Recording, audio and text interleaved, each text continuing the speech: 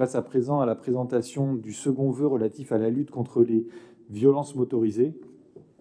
Et je voudrais tout d'abord partager au nom de la municipalité, comme nous avons pu le faire sur le parvis de la mairie, notre profonde tristesse et notre soutien pour la famille de Paul Vary. Nous pensons à ses amis, à ses compagnons avec qui il partageait ses mobilisations. Nous disons notre soutien à toutes celles et ceux qui l'aimaient et qui sont affectés depuis que sa vie lui a été ôtée. Il était de ces hommes bienveillants et constructifs qui donnaient de son temps au service de l'intérêt général. Il œuvrait pour le bien commun, pour que la pratique du vélo se développe de manière à protéger celles et ceux qui sont les plus vulnérables parce qu'ils n'ont pas de carrosserie qui les protège.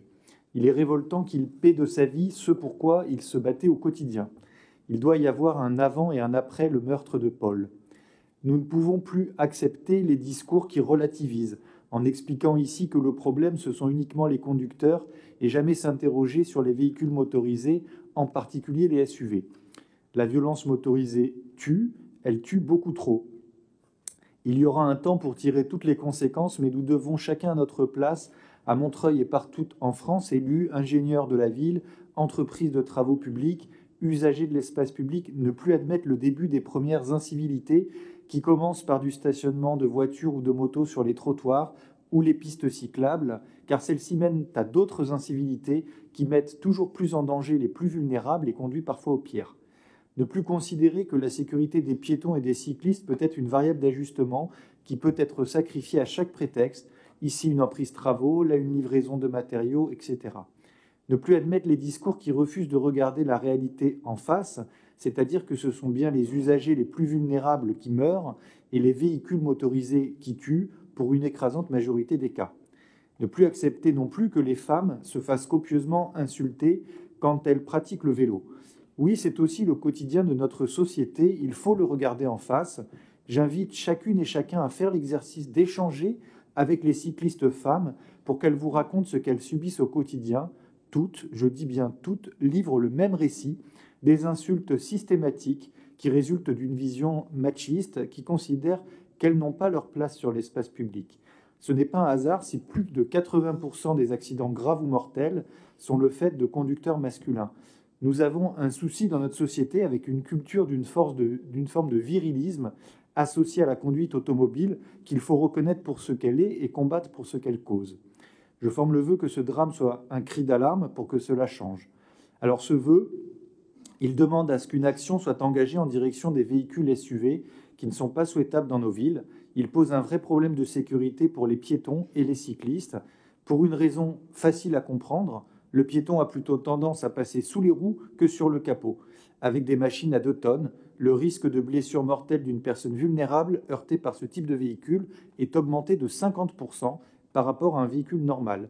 Ils sont responsables de 10% des accidents en plus que les autres véhicules et ce chiffre atteint même 27% pour les véhicules les plus lourds, c'est-à-dire au-dessus de 2 tonnes. Ils représentent aujourd'hui 40% des véhicules neufs vendus contre 12% en 2010 au détriment des voitures plus légères, moins dangereuses et moins polluantes. Le secteur automobile, notamment la promotion des SUV, est l'un des secteurs les plus importants en publicité, avec en 2019 1,8 milliard d'euros dépensés pour sa promotion, c'est-à-dire, à titre d'exemple, 3h50 d'antennes dédiées par jour à la promotion de ce type de véhicule. Le vœu, et j'en terminerai par là, interpelle le gouvernement pour qu'il soit permis aux villes d'en réglementer la circulation. D'autres villes, comme la ville de Paris, s'est également prononcée pour que le gouvernement interdise toute publicité pour ce type de véhicule. Le vœu propose aussi la vision zéro tué et blessé grave. Elle se fonde sur le fait que l'être humain peut commettre des erreurs. Le système de déplacement doit tenir compte de cette vulnérabilité afin de limiter les erreurs non intentionnelles, de les prévenir et de limiter leurs conséquences. Cette vision en sécurité routière repose sur l'idée que chaque décès ou blessure due à un accident de la route n'est inacceptable. Elle encourage une approche proactive visant à produire un environnement de circulation aussi sûr que possible en protégeant en premier lieu les plus vulnérables. Aujourd'hui, il faut attendre 1 an avant d'avoir des comptes rendus, parfois peu détaillés, des accidents corporels qui se produisent dans notre ville.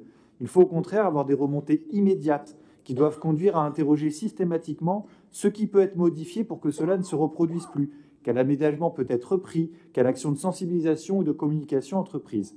De plus en plus de villes s'engagent dans cette démarche, Montréal, Oslo, Bruxelles, Londres, la métropole de Lyon. Nous souhaitons que cela soit une stratégie nationale ou au minimum déployée dans la métropole du Grand Paris.